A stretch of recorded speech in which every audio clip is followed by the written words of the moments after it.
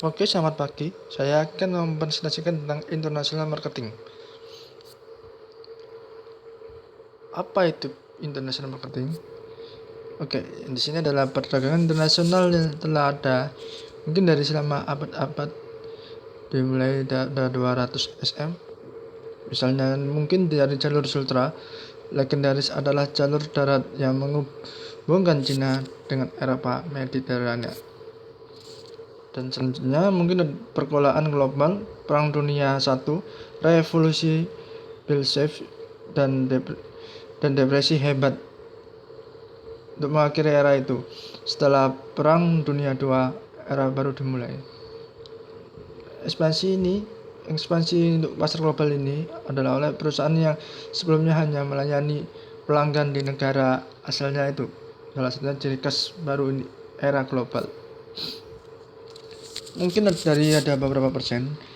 Pemasaran global dapat berbentuk strategi diversifikasi yang dimana ini perusahaan membuat penawaran produk atau layanan baru yang menargetkan segmen baru di negara baru atau wilayah baru. Di sini ada 4 strategi pertumbuhan. Strategi pertumbuhan mungkin dari penetrasi pasar yang membangun atas pelanggan. Yang kedua, perkembangan pasar, yang dimana di sini Starbucks memasuki India dan mendapatkan biji kopi India yang memasarkan di Starbucks seluruh dunia. Dan yang ketiga, Starbucks mungkin membuat varian kopi instan agar konsumennya sendiri dapat membuat di rumah. Dan yang keempat, Starbucks menghapus kata kopi karena agar dapat menjahitkan makanan dan minuman. Di sini ada prinsip pemasaran tinjauan, yaitu ada yang pertama, pemasaran berupaya meningkatkannya nilai dengan cara memotong biaya dan harga. Dan yang kedua, perusahaan dapat menurunkan harga jika biaya rendah karena efisiensi proses di bidang manufaktur yang terkait dengan volume produksi yang tinggi. Dan yang ketiga, menggunakan harga sebagai senjata kompetitif dan memastikan tenaga kerja berupa rendah cukup akses ke bahan mentah. Dan yang keempat, perusahaan mampu menawarkan kualitas produk keunggulannya, distribusi, promosi, dan harga yang lebih rendah. Keunggulan kompetitif globalisasi dan industri global mungkin ada beberapa, yaitu perusahaan berhasil menciptakan nilai lebih dari pesaing, yang dimana keunggulannya itu kompetitif diukur relatif terhadap pesaing dalam industri tertentu. Dan globalisasi ekonomi yang integrasinya ekonomi nasional mungkin dalam ekonomi internasional melalui perdagangan investasi asing, yang dimana globalisasi memberikan peluang yang menggiurkan dan menghadirkan perusahaan yang belum terjadi sebelumnya. Indikator globalisasi, rasio perdagangan, rasio investasi, dan ada pula proporsi yang pendapatannya industri. Dan yang 9, di sini ada beberapa, misalnya dalam globalisasi menghadirkan peluang pemasaran yang signifikan bagi organisasi olahraga profesional. Kita fokus ke satu hanyalah konsentrasi perhatian pada bisnis inti atau kondisi. Dan yang kedua, mungkin dari makanan Nestle tidak berada di segala bidang. Nestle tidak memiliki biskuit di Eropa dan Amerika. Dengan pada tahun 2000 membentuk juga alian baru dengan Nestle dan sama-sama mengembangkan dan memasarkan kopi dan teh. Pemasaran global, yaitu dimana apa itu pemasaran global? Pemasaran global bagi saya suatu teknik pemasaran yang berskala internasional dan mungkin juga mempunyai peluang dalam pasar akan selalu terbuka untuk semua para pengusaha, termasuk pasar produk ekspor. Dan di sini para pengusaha harus mempunyai atau memiliki kreativitas dan inovasi dalam mengembangkan pasar atau produk yang dijual. Pemasaran global apa itu dan apa yang tidak? Kenapa harus terjadi dan ini pemasaran bersifat universal. Namun wajar jika praktik pemasaran akan berbeda dari suatu negara ke negara lain. Dengan alasannya sangat sederhana sekali, bahwa negara dan masyarakat di dunia pasti berbeda. Perbedaannya itu adalah berarti bahwa pendekatan pemasaran yang terbukti berhasil di satu negara belum tentu juga berhasil di negara lain. Mungkin dari pelanggan pesaing, saluran distribusi, dan media komunikasi mungkin berbeda. Tugas manajerial yang penting dalam pemasaran global adalah belajar mengenali sejauh mana dimungkinkan untuk memperluas rencana dan program pemasaran di seluruh dunia, serta sejauh mana adaptasi dibutuhkan. Mungkin contoh-contohnya dari pemasaran global, mulai dari mungkin The Coca-Cola Company yang mendukung merek Coke atau Fanta atau Powder dengan elemen bauran, di mana ada pemasaran yang bersifat global dan lokal. Perusahaan lain juga sukses mengejar pemasaran global dengan menciptakan merek global yang kuat. Ini telah dilakukan dengan berbagai cara. Dalam elektronik konsumen, Apple identik dengan integrasi perangkat keras dan perangkat lunak. Dan yang selanjutnya pentingnya pemasaran global, yang dimana pemasaran global untuk meningkatkan potensial laba perusahaan atau meningkatkan pertumbuhan ekspansi dengan menjaga kelangsungan hidup dari perusahaan ke sebuah ancaman yang berasal dari berbagai penjuru dunia. Para peneliti ukuran pasar produk individu mungkin dalam hal ini penjualan tahunan memberikan perspektif lain tentang pentingnya pemasaran global. Di sini ada beberapa. Yang pertama ada orientasi polikentrik, yang dimana kembalikan dari etnosentrisme. Dengan istilah polisentrik menggambarkan keyakinan asumsi manajemen bahwa setiap negara tempat perusahaan berbisnis adalah unik. Asumsi ini meletakkan dasar bagi setiap anak perusahaan untuk mengembangkan bisnis unik dan strategi pemasaran yang akan berhasil. Orientasi manajemen, yang dimana bentuk dan substansi tanggapan perusahaan mungkin beda terhadap peluang yang global sangat dan bergantung pada asumsi atau keyakinan manajemennya, baik yang disadari maupun yang tidak disadari. Tentang sifatnya yang saat ini, pandangan dunia dari personel perusahaan dapat digambarkan sebagai etnosentris, yang dimana ada polisentris, juga regiosentris atau geosentris. 38 manajemen di perusahaan dengan orientasi etnosentris juga berlaku mungkin secara sadar membuat keputusan untuk bergerak ke arah geosentrisisme. Orientasi tersebut secara kolektif dikenal sebagai kerangka EPRG.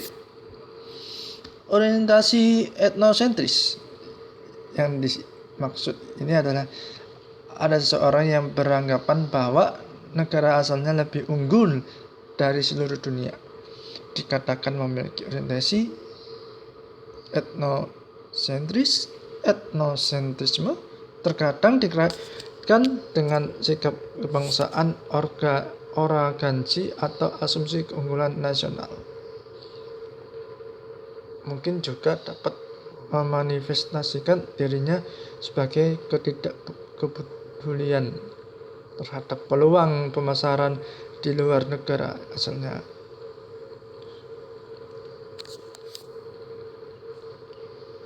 Dan selanjutnya orientasi ragiosentrik, yang dimana perusahaan yang berorientasi regiosentris mempunyai wilayah menjadi unit geografis yang relevan.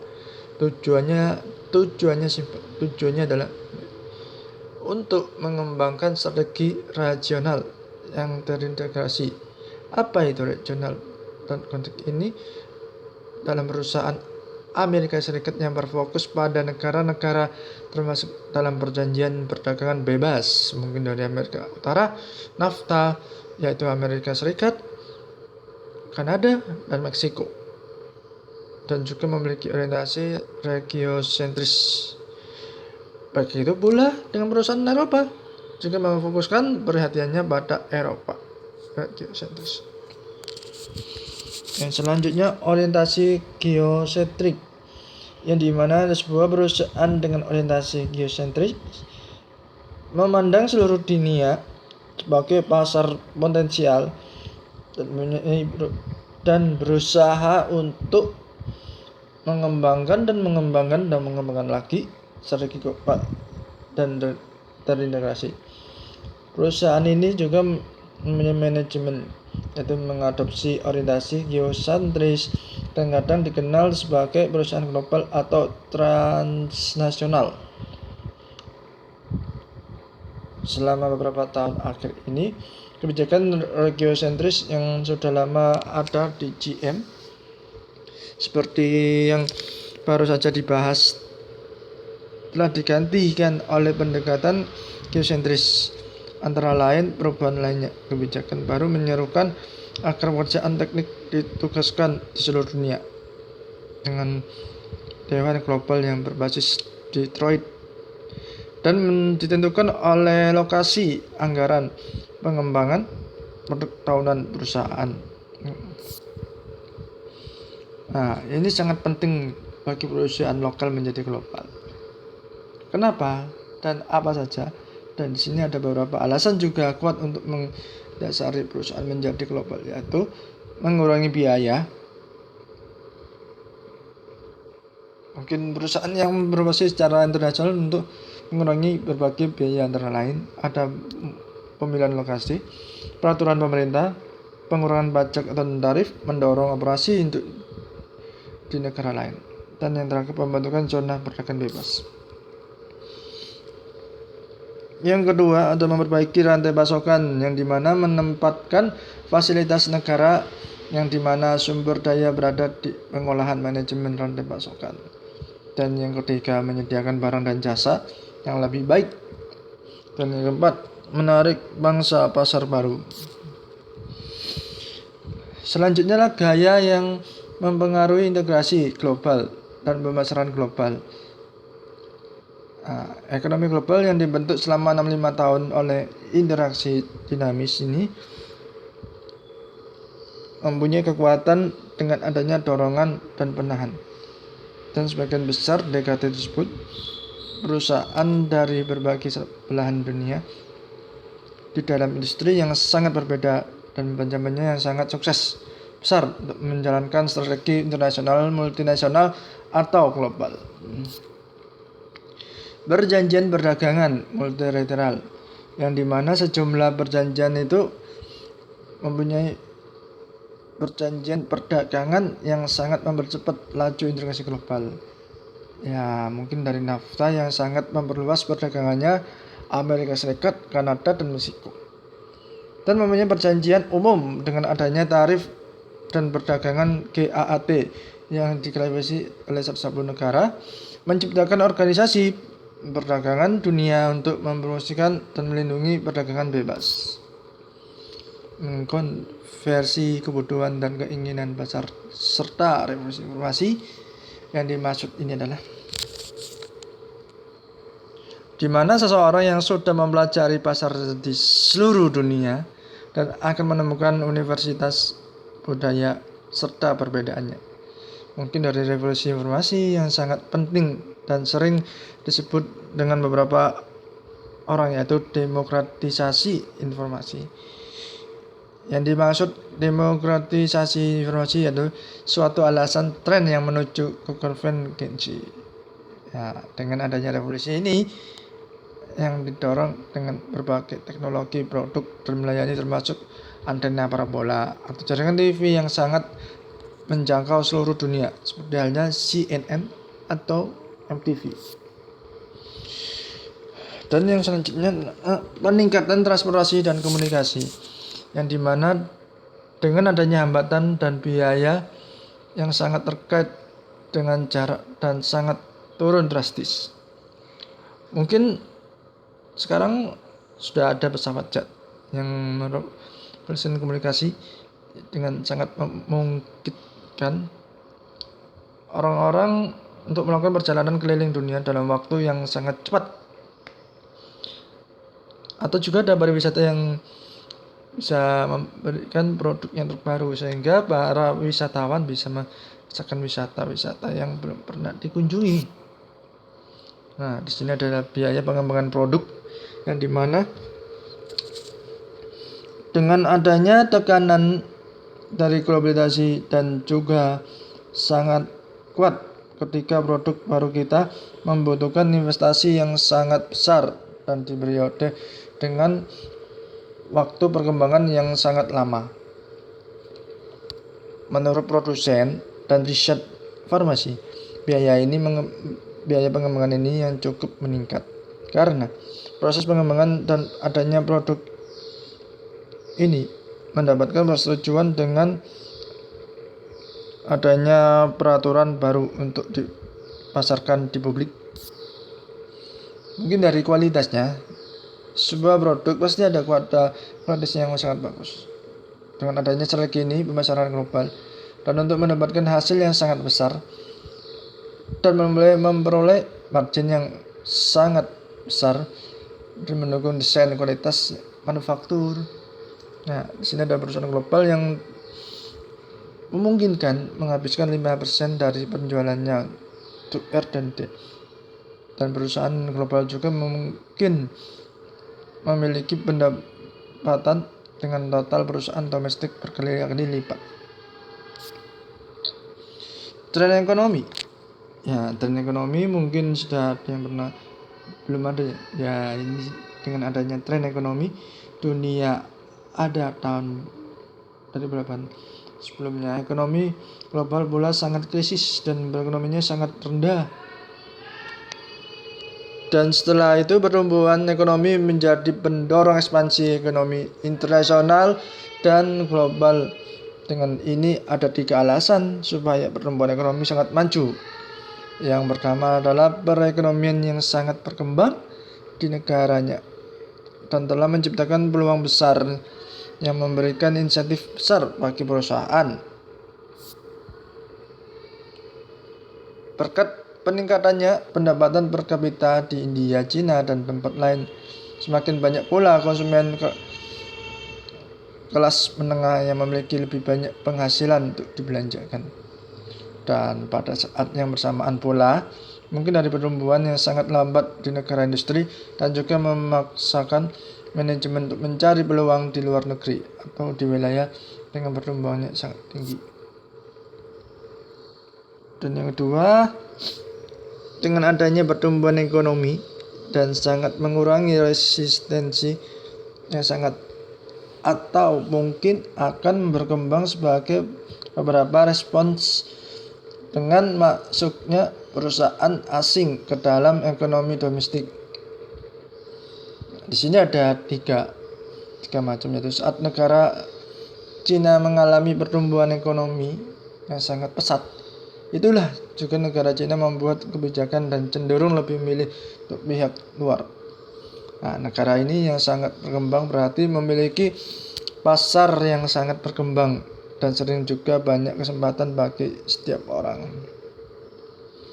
Demikian pula perusahaan asing dapat pula memasuki perekonomian domestik dengan membangun dirinya sendiri tanpa mengancam keberadaan perekonomian perusahaan lokal.